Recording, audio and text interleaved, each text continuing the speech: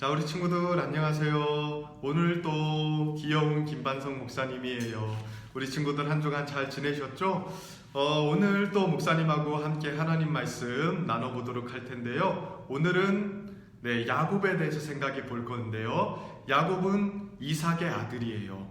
하나님의 구원의 이야기가요, 하나님께서 택하신 사람들을 통해서 이루어지는데, 먼저는 아브라함을 택하셨고요, 아브라함의 아들이었던 이삭을 통해서 또 이루어졌고요, 이삭의 아들이었던 야곱을 통해서도 이루어지고 있어요. 그래서 오늘은 야곱에 대해서 잠깐 생각해 볼 텐데요. 먼저 목사님이 성경 말씀 읽어주도록 할게요. 오늘 보실 하나님 말씀은 창세기 25장 19절부터 26절까지 말씀입니다. 창세기 25장 19절부터 26절까지 말씀, 목사님이 읽어줄 테니까요, 우리 친구들 귀 쫑긋하고 한번 같이 들어보세요. 아브라함의 아들 이삭의 족보는 이러하니라.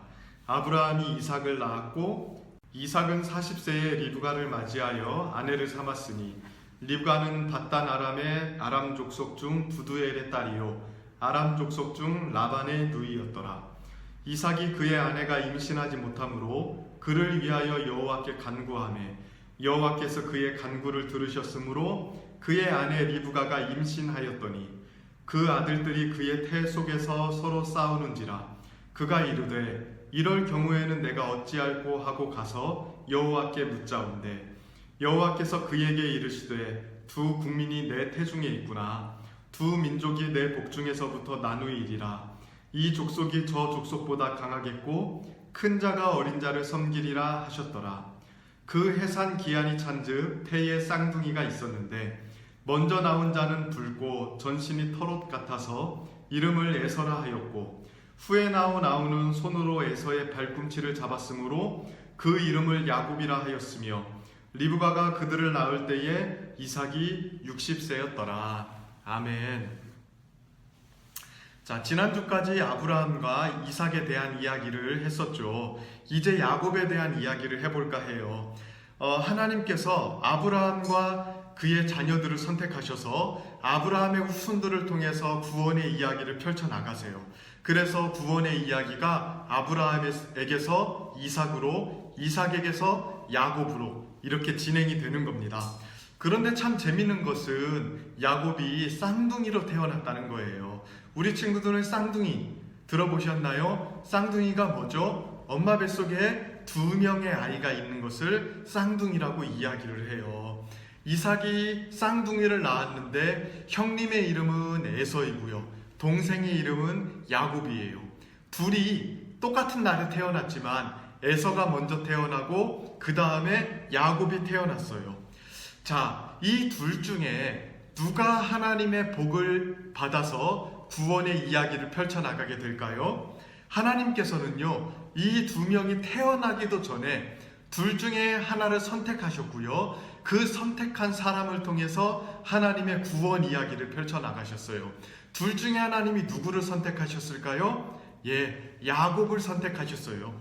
야곱과 에서가 태어나기도 전에, 즉 어머니였던 리브가 뱃속에 있었을 때부터 하나님은 야곱을 선택하셨어요. 오늘 우리가 읽은 성경을 보면 그러한 내용이 나와요. 리브가 뱃속에서 에서와 야곱이 있었을 때부터 둘이 굉장히 많이 싸웠나 봐요. 그래서 엄마인 리브가가 걱정이 되어서 하나님께 기도를 했어요. 하나님, 얘네들이 왜 이렇게 싸울까요? 도대체 무슨 일일까요? 그러자 하나님께서 뭐라고 말씀하셨는 줄 아세요? 23절에 보면 하나님께서 이렇게 말씀합니다. 목사님이 읽어줄게요. 여호와께서 그에게 이르시되 두 국민이 내 태중에 있구나. 두 민족이 내 복중에서부터 나누이리라. 이 족속이 저 족속보다 강하겠고 큰 자가 어린 자를 섬기리라 하셨더라. 자, 리브가의 뱃속에 있었던 에서와 야곱, 이 둘 다 하나님의 복을 받아서 큰 민족을 이룰 것인데, 큰 자가 작은 자를 섬길 거라고 이야기하세요. 즉 하나님은 둘째로 태어나는 야곱을 선택하셔서 야곱에게 복을 주시고 야곱을 통해서 구원의 이야기를 펼쳐나가겠다고 말씀하신 거예요. 사실은 이 야곱을 선택하셨다는 것은 굉장히 특이한 거예요. 왜냐하면 그 당시에는 동생보다도 형님을 더 인정해 주던 시대였기 때문에 그래요. 아버지가 예를 들어서 죽었을 때 자녀들에게 유산을 물려주잖아요. 그러면 형에게는 동생보다 2배나 많이 유산을 물려주었어요. 그만큼 형님에게 더 많은 것들을 주던 시대가 바로 아브라함과 이삭과 야곱이 살던 시대예요.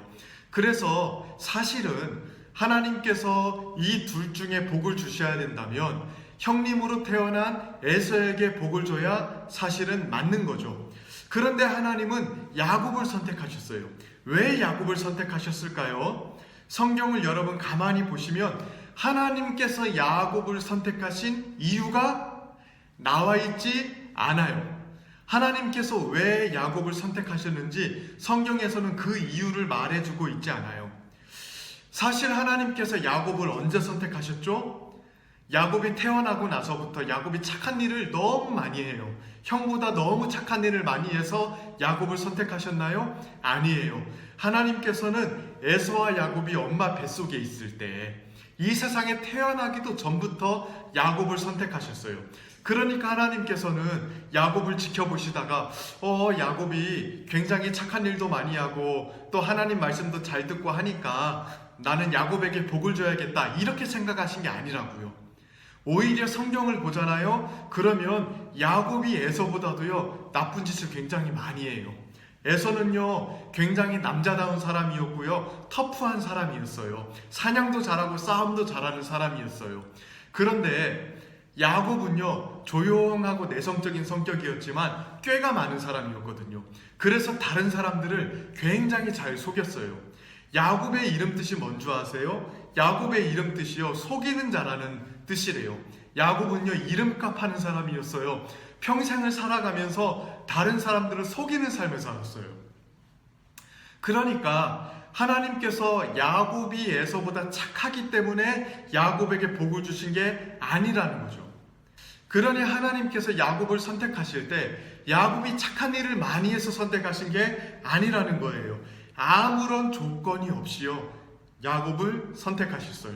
사실 야곱을 보면요 사랑할 만한 게 아무것도 없어요. 야곱은요 나쁜 짓도 많이 하고요 하나님 말씀도 잘 듣지 않았어요. 그런데 하나님은요 아무런 이유 없이 야곱을 사랑하셨고 야곱에게 복을 주셨던 거예요. 사실 하나님께서 우리를 사랑하실 때에 그렇게 사랑하신다는 건 아세요? 우리는 하나님께 순종하고 하나님 말씀을 잘 들어야 돼요. 그러나 하나님께서 우리를 사랑하시는 것은 우리가 하나님의 말씀을 잘 듣고 하나님께 이쁜 짓을 많이 했기 때문에 사랑해 주신 게 아니에요. 하나님이 우리를 선택하시고 우리에게 구원을 주신 것은 우리가 잘난 사람이기 때문에 구원해 주신 것이 아니에요. 하나님은 우리가 여전히 부족하고 때로는 하나님 말씀에 순종하지도 못하고 죄도 많이 짓고 살지만 그럼에도 불구하고 우리를 선택하시기로 결정하셨어요. 그리고 아무런 조건 없이 오직 하나님의 뜻대로 우리를 선택하시고 사랑하신 거예요. 그래서 우리는 하나님께 감사할 수밖에 없는 거예요. 여러분, 우리가 잘한 것이 아무것도 없는데 만약에 엄마 아빠가 여러분들에게 선물을 준다면 여러분들 기분이 어떨 것 같아요? 잘한 것도 없고 엄마 말씀 잘 들은 것 같지도 않은데 어느 날 엄마 아빠가 나에게 정말로 좋은 선물을 줬어요. 그럼 여러분 기분이 좋을까요? 나쁠까요? 굉장히 기분이 좋고 오히려 부모님께 감사하는 마음이 들겠죠. 마찬가지예요. 하나님이 우리에게 구원을 주시고 우리에게 복을 주시는 것은 우리가 하나님 앞에 잘났기 때문에 주신 게 아니에요. 우리가 하나님께 착한 일을 많이 했기 때문에 하나님이 우리에게 복을 주신 게 아니에요. 우리가 부족하고 죄도 많이 짓고 연약하지만 그럼에도 불구하고 하나님이 우리를 사랑해 주시는 거예요. 오직 하나님이 우리를 사랑하기로 결정하셨기 때문에 우리는 사랑받는 거예요. 여기에 대해서 우리는요 감사할 수밖에 없어요. 하나님, 제가 너무 부족하고요, 하나님, 제가 착한 일도 많이 못했지만 하나님 있는 모습 그대로 저를 사랑해 주셔서 너무 감사합니다. 하나님, 그 사랑 때문에 제가 너무 감사하고 기뻐요. 하나님을 위해서 살고 싶어요. 이렇게 하나님께 나아가야 되는 거예요. 우리 친구들은 이 하나님의 사랑을 알고 있나요? 우리 친구들이 하나님의 사랑을 마음속으로 받아들였으면 좋겠어요. 그래서 늘 하나님께 감사하고 찬양하는 그런 삶이 되었으면 좋겠습니다.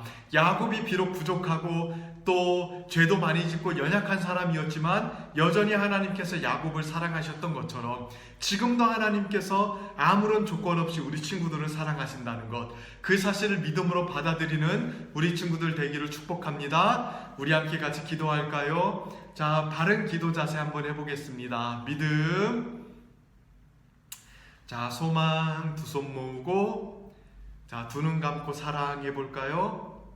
목사님이 기도할게요. 하나님 감사합니다. 야곱이 비록 부족하고 또 죄도 많이 지은 사람이었지만 하나님 아무런 조건 없이 야곱을 사랑해 주셨어요. 하나님, 우리도 하나님께서 그렇게 사랑해 주신 줄로 믿습니다. 이 하나님의 놀라운 사랑을 우리 친구들이 마음을 열고 받아들이게 하시고 하나님께 늘 감사하는 삶을 살아갈 수 있도록 도와주세요. 모든 걸 감사드리며 예수님의 이름으로 기도드렸습니다. 아멘.